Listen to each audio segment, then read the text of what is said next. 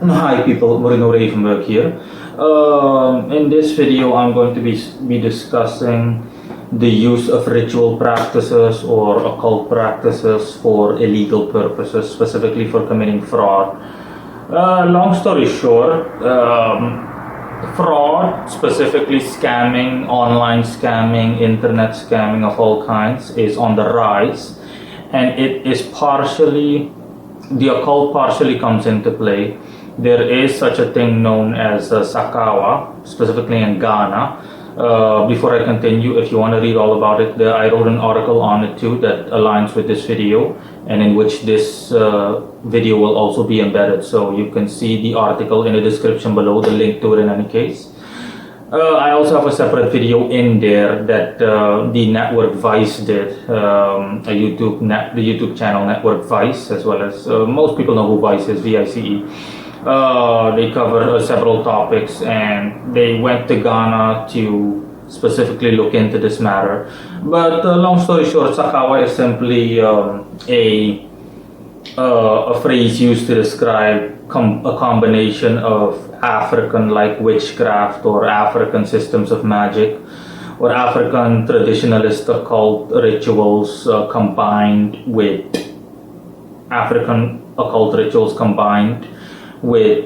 fraudulent practices. In their case specifically, for example, in Ghana, it's online scamming in an attempt to get as many victims as possible, or to strike big as much as possible, to make as much of a profit as possible.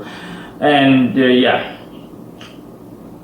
and before I continue too, I'm going to say that I in no way condone this practice, because I would never do something like that. So I don't approve of this in any way, shape or form, but just for the sake of the occult, just for the sake of occultism, I just feel the need to clarify this. Bottom line is that it is possible, okay? But you reap what you sow, as we all know, and that's simply something to keep in mind before you even remotely consider doing something like this, using the occult for illegal practices or immoral practices. Immoral can be questionable depending on the situation, but straight up illegal practices that are more black and white in nature, yeah, that speaks for itself. In any case, I'm going to simply discuss the occult part of all of this. It is possible it doesn't matter what you do, so what kind of illegal activity you undertake, whether it's fraud, whether it's armed robbery, whether it's embezzlement, and it just goes on. It is possible to use occult forces, whether it's working with the spirit, or regardless of what magical system you use, at least possible in theory, to use most magical systems or magical systems in general to improve your rate of success in said activity. The only spirit I personally, as a Western ceremonial magician, have in my repertoire, quote unquote repertoire, so the only spirit that comes to mind that I've also mentioned in his article and his video is Satan. Satan is the only spirit that I know that helps with and specializes in not specifically fraudulent activity, but all activity of a clandestine nature. So that includes fraudulent activity, but that makes sense since he's an infernal spirit. He's a fallen angel. Bluntly put, Satan can help you with anything you can think of. Fraud, whether it's money laundering, whatever you want to do, especially something where you would like to stand out as little as possible and where you would like to remain unseen. So that includes online scamming, romance scamming, whatever you want to think of, anything that takes place behind the scenes, so to speak. He's the only spirit that comes to mind or better said, he's the only spirit that I have researched as well as have come across in my own practice that deals with something like this. For the rest, really, nothing comes to mind. No one comes to mind that specializes in it. But bottom line is, the most common methods in which a criminal that would be successful for a criminal, or that would yield success, would be things like witchcraft, would be things like like pagan forms of magic, folk magic overall, regardless of the culture mentioned. So you can work with the pagan god, you can work with Tini, with infernal spirits from a Christian perspective, and just play straight up witchcraft, since witchcraft more deals more with energy, specifically, and directing said energy. And the reason for that is because these forms of magic are neutral. Okay, it's neither here nor there. What you reap is what you're going to sow. The only thing that, for example, if you were to work with a spirit, is that the spirit requires payment. He requires energy as a means of payment through offerings or through whatever sacrifice you want to make towards him. And with witchcraft, it's literally just a matter of redirecting energy. But keep in mind that karma does come into play heavily. And for anyone that thinks of, say, asking Satan for help in relation to all the things I mentioned, all the aforementioned, keep in mind that Satan is also heavily karmically aligned.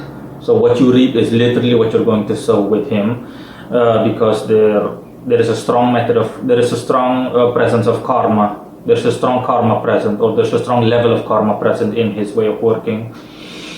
Oh, let's see, what else did I have to mention?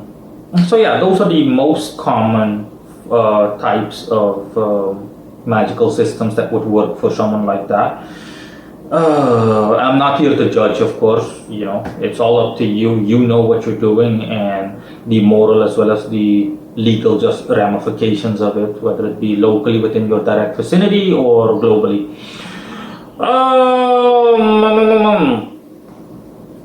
And yeah, other forms of magic, especially if you were to work with celestial spirits or holy spirits of any nature, pure spirits, that obviously would not work.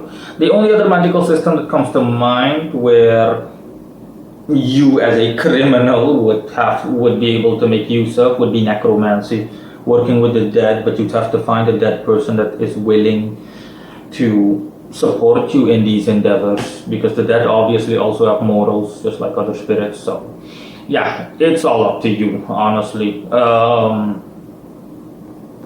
For the rest, let me see if there's anything else I had to mention. I just mentioned Sakawa from Ghana and Africa overall, simply as an example. So this is no personal attack on Sakawa as a magical system or as an occult phenomenon of combining, magic with or using magic for illegal or illicit purposes. No, Sakawa is just an example, because Sakawa is the best example I could find of where the occult is combined with illegal practices. But there are others, of course. I think, if I'm not mistaken, Mexicans, or in any case Latin-speaking people from Latin America or Middle America, they also combine said practices. I'm thinking of Santa Muerte and the drug gangs and drug lords that worship her to keep them safe, and so on and so forth, etc. That's just an example. The only example that comes to mind, loosely put, but Sakawa is the best example that I could find in all of this. Let me see, I'm just checking the article right now to see if there's anything that comes to mind, anything that I missed. Oh yeah, one thing that I was going to mention too. This is also very clear in the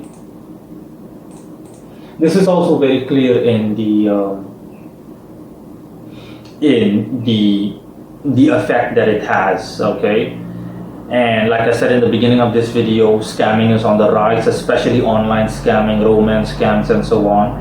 And yeah, these kind of rituals are partially responsible for its quote-unquote success.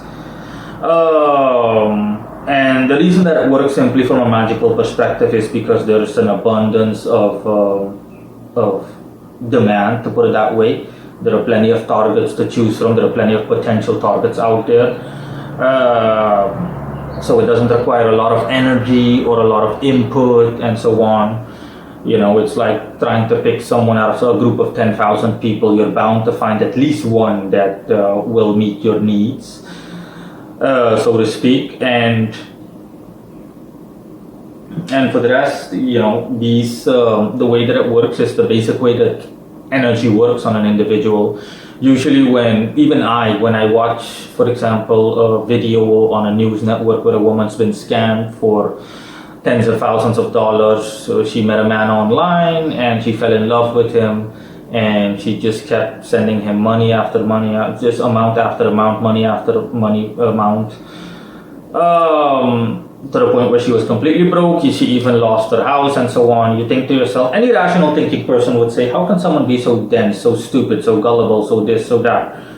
But the thing is that it's, again, with the occult, it's like being drunk, or it's like being high. That person is astrally intoxicated. Loosely put, that person is mentally compromised, if you will. And rationale goes out the window, obviously, in these kind of situations. It's like when you're in love, you don't think clearly. And it's easy to spiritually, relatively speaking, easy to spiritually manipulate someone. In that regard or in that aspect, it's easy to manipulate someone, and that's how it basically works. Because from a rational perspective, you'll barely find anyone out there that is that stupid or that dense to the point where a person is willing to fall for the simplest of tricks, that these scammers or that these con men and con women utilize. But yeah, the reason that it works, despite all the obvious red lights that would go up in any average person's head, any neutral bystander's head from the beginning. I mean, I personally laugh stuff like this off. I'm like, that's a good one. I'm meeting someone online and that person is asking me for money. That I'm gonna laugh before hanging up, okay? I'm gonna laugh before breaking off contact. I'm really gonna have a good laugh. But I'm not judging these victims because that's how it works. I'm not saying that every person out there that's scammed that a spell was cast on every one of these people. I'm not saying that, of course. I'm just saying that it increases the likelihood. Okay, scams specifically or illegal activity where rituals are applied, it does have merit in any case, and that merit is visible in the results. As you can see, the tangible results of the amount of people that fall prey to this kind of illegal activity, the amount of people that get scammed and whatnot. So yeah, that's simply something to keep in mind.